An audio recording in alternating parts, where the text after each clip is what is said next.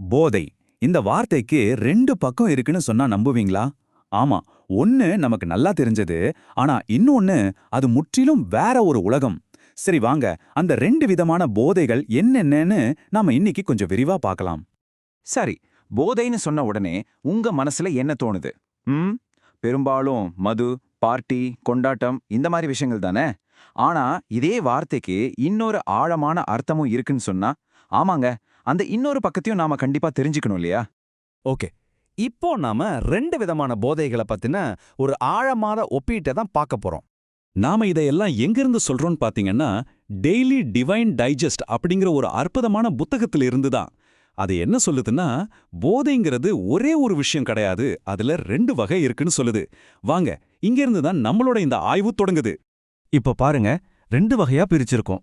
ஒன்னு மது மாதிரியான பொருட்களால வர்றது, இத நாம உலகியல் சார்ந்த போதைன்னு வச்சுக்கலாம்.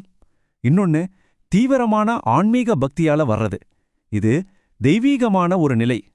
ஒண்ணுக்கொன்னு சம்பந்தமே இல்லாத நேர் எதிரான விஷயங்கள் மாதிரி தோணுது இல்லையா? சரி, இது ரெண்டுக்கும் நடுவுல பொதுவா என்ன இருக்கு? சில ஆச்சரியமான ஒற்றுமைகள் இருக்கு, அத பத்தி தான் இப்போ பார்க்க போறோம்.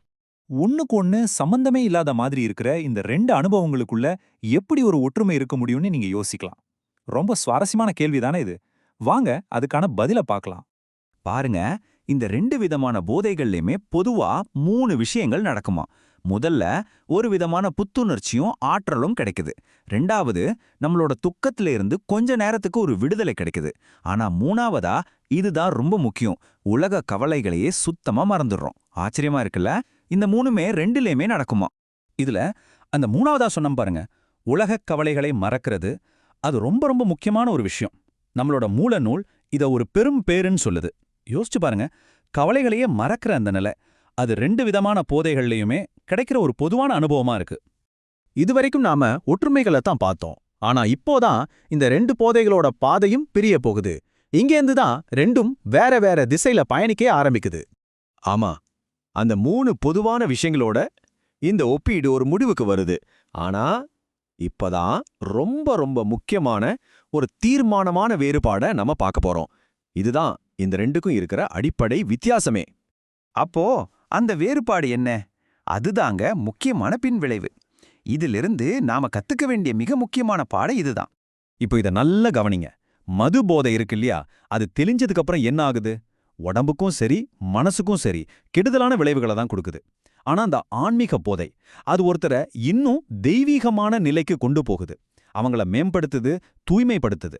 ரொம்ப சிம்பிளா சொல்லணும்னா, ஒன்னு நம்மள கீழே இழுக்குது, இன்னொன்னு நம்மள மேல உயர்த்துது. நாம இவ்ளோ நேரம் பேசின இந்த ஆழமான கருத்துக்களுக்கு ஆதாரம் என்னன்னு தெரிஞ்சுக்கணுமா? இதோ ஸ்ரீமத் சுவாமி சித்பவானந்தர் எழுதின டெய்லி டிவைன் டைஜஸ்ட் புத்தகத்திலிருந்து எடுத்த வரிகள் தான் இது. நாம பார்த்த இந்த ஒப்பீடு இங்கிருந்து தான் எடுக்கப்பட்டிருக்கு.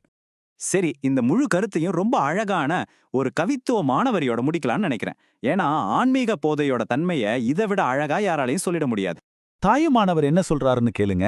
ஆன்மீக பக்தியால் உண்டாகும் போதையில் ஒரு தெய்வீக இனிமை இருக்கிறது. பாத்தீங்களா? அது வெறும் போதை இல்ல, அது ஒரு இனிமையான, ரொம்ப மேன்மையான அனுபவம். சரி, இந்த முழு பகுதியோட இறுதியில உங்ககிட்ட ஒரு கேள்வி.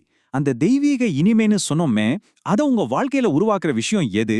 அது ஒருவேளை நீங்க கேட்கிற இசையா இருக்கலாம், இல்ல ஒரு கலையா இருக்கலாம், ஏன் இயற்கையை ரசிக்கிறதா கூட இருக்கலாம்.